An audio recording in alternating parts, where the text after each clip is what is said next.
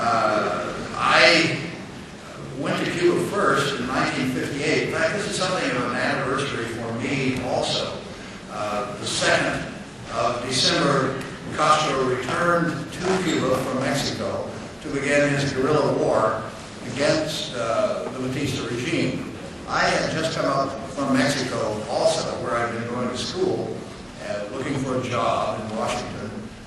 Immediately found one, the Bureau of Intelligence Research, in December of 1956, working on Latin America. But as Castro had returned on December the 2nd, by the time I had my security clearances and was aboard, I was immediately put to work on Cuba and never worked on anything else.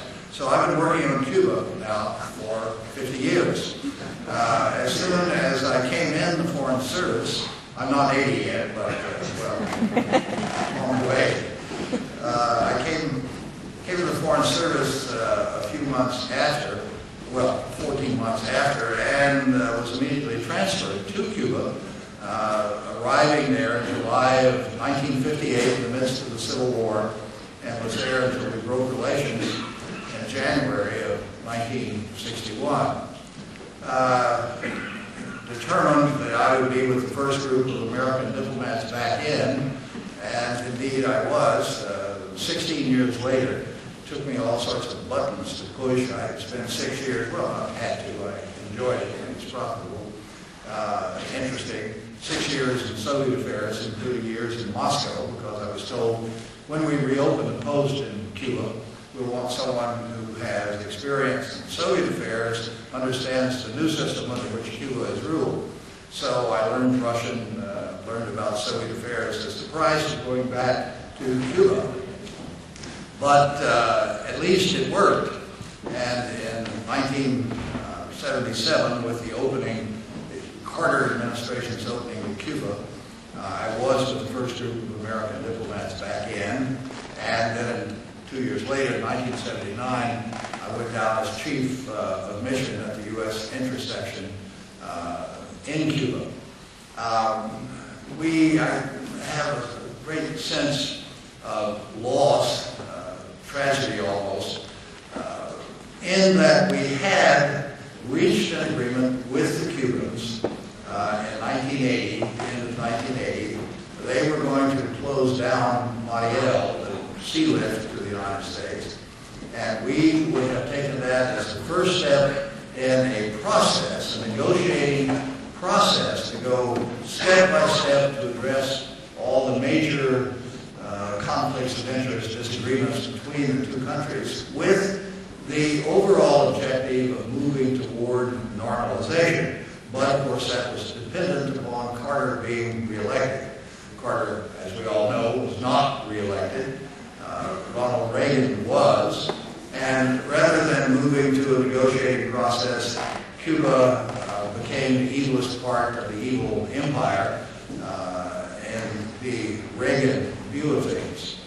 I remained on in Cuba for some time, but by 1982 realized that there was not going to be any dialogue. The hardline policy that the Reagan administration had taken initially would remain. It was not going to change. And so I sent in my letter asking to be removed from the post and given a job unrelated to policy until such time as I could take early retirement because of my profound disagreements with the Reagan administration's policies in Cuba and in Central America. This was the time, you know, Iran, Contra-Gate and all that. So I left the Foreign Service and turned to professoring and working at various think tanks. As I left, I made one of those promises one probably should never make oneself, that I would not really retire to that sailboat and start around the world until there were normal relations between Cuba and the United States. 24 years later, we're still working at it. Sometimes asked, well, why do you do this? Well, the main reason I do it is because U.S. policy is so stupid, so counterproductive, so against the interests of the United States, as well as against the interests of Cuba and the world at large, that it is embarrassing. I'm determined to change the policy to help my own country find its way back to a sane policy. And I'll get to that in a minute. I'm somewhat hopeful at this point, somewhat. Not only, of course, policy in Cuba, but now U.S. policy as a whole. I must say that the Bush administration, in my view, is the worst in history. It really is. It's the most incompetent and the most dishonorable administration we have ever had. I thought briefly after September the 11th.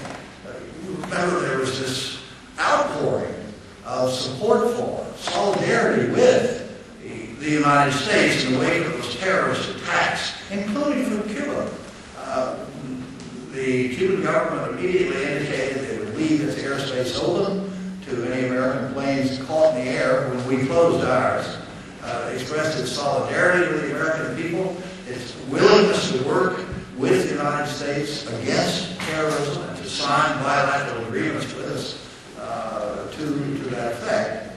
And I thought, can it be that this awful episode, the terrorist attacks, et cetera, the 11th, will bring about the atmosphere in which we can have a more harmonious approach, not only with Cuba, but with the world at large.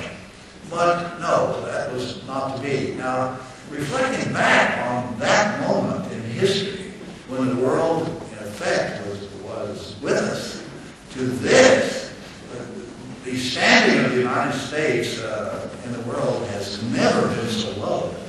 I mean, it took an almost incomprehensibly incompetent administration to bring that about. But here we are. I think at last the American people are beginning to react.